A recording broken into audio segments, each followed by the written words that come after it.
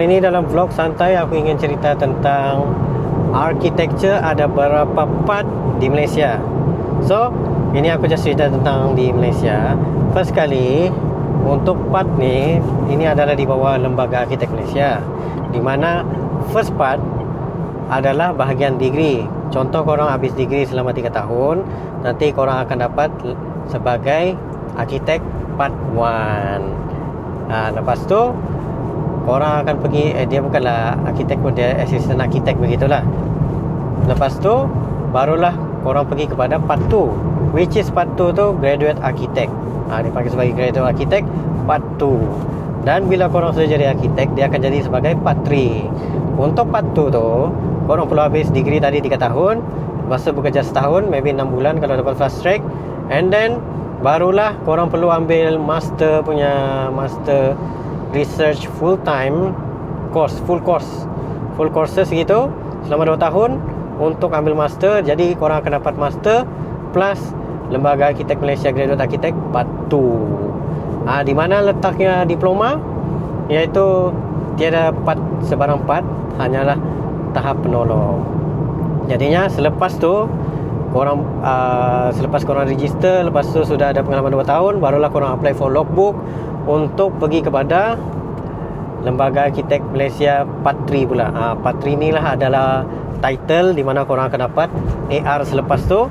Kalau korang berjaya habiskan dia punya logbook, lepas tu ada ni pula apa ni, oral test, lepas tu exam pula, exam 1, exam 2. Bila sudah selesai semua exam ni, baru korang entitled for architect. Cuma ada hiccup dari sendiri lah, yang dimana yang aku perasan lah kan, macam di bahagian negeri, contoh JKN negeri, ramai sebenarnya orang keliru. Sebab orang pun tidak tahulah tentang Lembaga Arkitek Malaysia ni, termasuk SPN, KJPN apa semua ni, walaupun sudah di-explain. Beginilah situasi dia kan, benda ni berulang banyak kali lah sudah.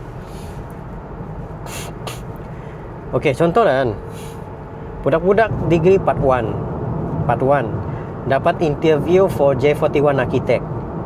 Memang dapat interview sebab syarat J41 Architect adalah degree. Dia tidak bagi tahu pun part 1 or equivalent to part 2. Lepas tu lagi, bila sampai tahap interview, interviewer bagi tahu, awak tidak layak ni untuk jawatan ni sebab awak punya ni part 1 sahaja, bukan part 2. Which is, bagi aku macam benda ni sentiasa tidak berubah. Aku pun tidak faham lah apa pikiran Lembaga Arkitek Malaysia ni. Sampai sekarang ada masalah tu, di mana contoh macam kau habis degree engineering, kau akan diconsider as graduate engineer terus kan. Lepas tu bila kau apply engineer pun, dia akan jadi J41 terus. Tapi untuk budak-budak degree ni, disebabkan 3 tahun, jadi tidak cukup lah dia punya syarat tu. Maksudnya dia sampai tahap penolong pegawai sahaja. Sedangkan kau tu ada degree, tapi tahap penolong pegawai sahaja begitu. Tapi kalau macam bahagian negeri, banyak sajalah yang ada J41 tapi degree level, bukan master punya level, part 2. Itu yang macam, benda ni sampai sekarang pun ada masalah. Sebab beginilah masalah dia, untuk orang-orang yang sudah memegang jawatan 41 tu, takkan kau mau revert jawatan dia tu, jadikan dia sebagai penolong pegawai? Mana adil gitu kan? Kau yang lantik dia sebagai pegawai, kau yang mau revert balik sebab kau salah faham tentang arkitek part 1, arkitek part 2. Jadi benda ni macam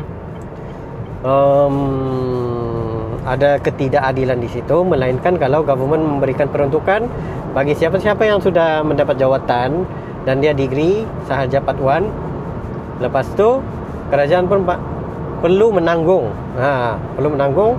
atas kapasiti Lembaga Arkitek Malaysia untuk dia sambung kepada maybe part 2 dan sebagainya. Sebab kadang-kadang orang yang ada degree part 1 ni,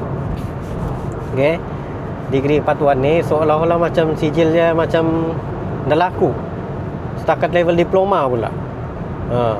Bila dah laku level diploma, kau jadi asistennya begitu selamanya kan. Tapi kalau pergi pada BIM, boleh pergi kepada BIM manager terus. boleh ambil BIM modeler, coordinator, BIM manager.